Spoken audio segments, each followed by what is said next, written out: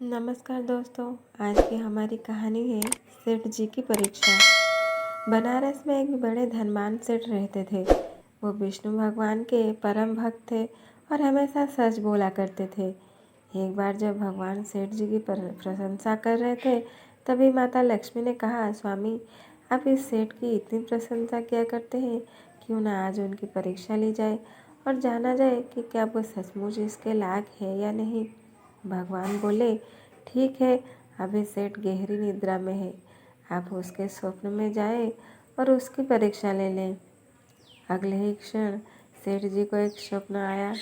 स्वप्न में धन की देवी लक्ष्मी उनके सामने आई और बोली, हे मनुष्य, मैं धन की दात्री लक्ष्मी हूँ। सेठ जी को अपनी आंखों पर यकीन नहीं हुआ और वो बोले, हे माता, आपने साक्षात अपने दर्शन देकर मेरा जीवन धन्य कर दिया है। बताइए, मैं आपकी क्या सेवा कर सकता हूँ। कुछ नहीं, मैं तो बस इतना बताने आई हूँ कि मेरा स्वभाव चंचल है।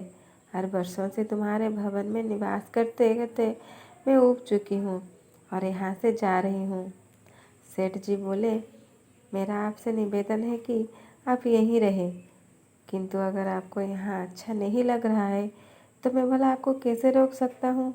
आप अपनी इच्छा अनुसार जहाँ चाहें जा सकते हैं। और माता लक्ष्मी उसके घर से चली गई। थोड़ी देर बाद वो रूप बदलकर पुनः सेठ के स्वप्न में यश के रूप में आई और बोली, सेठ, मुझे पहचान रहे हो। सेठ जी बोले, नहीं महोदय, आपको नहीं पहचाना। यश बोले, मैं यश हूँ, मैं ही तेरी कीर्ति और प्रसिद्धि का कारण हूँ, लेकिन अब मैं तुम्हारे साथ नहीं रहना चाहता, क्योंकि माता लक्ष्मी यहाँ से चली गई है, अतः मेरा भी यहाँ कोई काम नहीं। सेठ जी बोले, ठीक है, यदि आप भी जाना चाहते हैं तो वही सही। सेठ जी अभी स्वप्न में ही थे और उन्होंने देखा कि वो दरिद्र हो गए हैं और धीरे धीरे उनके सारे रिश्तेदार और मित्र भी उनसे दूर हो गए हैं। यहाँ तक कि जो लोग उनका गुणगान किया करते थे वो भी अब बुराई करने लगे हैं। कुछ और समय बीतने पर माता लक्ष्मी धर्म का रूप धारण कर पुनः सेठ के स्वप्न में आई और बोली, मैं धर्म हूँ माता लक्ष्मी, और यश के जाने के बाद मैं भी इस दरिद्रता में तुम्हारे साथ नहीं दे सकता। मैं जा रहा हूँ, जैसी आपकी इच्छा। सेठ जी ने उत्तर दिया और धर्म भी वहाँ से चला गया। कुछ और समय बीत जाने के पर माता लक्ष्मी सत्य के रूप में स्वप्न में प्रकट हुई और बोली, मैं सत्य हूँ। लक्ष्मी, यश और धर्म के जाने के बाद अब मैं भी यहाँ से जाना चाहता हूँ। ऐसा सुन सेठ जी ने तुरंत सत्य के पांव पकड़ लिए और बोले, हे महाराज, मैं आपको नहीं जाने दूंगा। भले ही सब मेरा साथ छोड़ दें, मुझे त्याग दें, पर कृपया आप ऐसा मत करिए। सत्य के बिना मैं एक क्षण नहीं रह सकता। यदि आप चले जाएंगे तो मैं तत्काल ही अपने प्राण त्याग दूंगा। लेकिन तुमने बाकी तीनों को बड़ी आसानी से जाने दिया, उन्हें क्यों नहीं रोका? सत्य ने प्रश्न किया। सेठ जी बोले, मेरे लिए वे तीनों ही बहुत महत्व रखते हैं, लेकिन उन तीनों के बिना भी मैं भगवान के नाम का जाप करते करते उद्देश्यपूर्ण जीवन जी सकता हूँ। परंतु यदि आप चले गए तो मेरे जीवन में झूठ प्रवेश कर जाएगा और मेरी वाणी अशुद्ध हो जाएगी।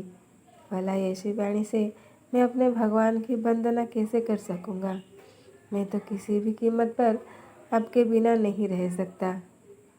सेठ जी का उत्तर सुन सत्य प्रसन्न हो गया और उसने कहा, तुम्हारी अटूट भक्ति ने मुझे यहाँ रुकने पर विवश कर दिया और अब मैं यहाँ से कभी नहीं जाऊँगा।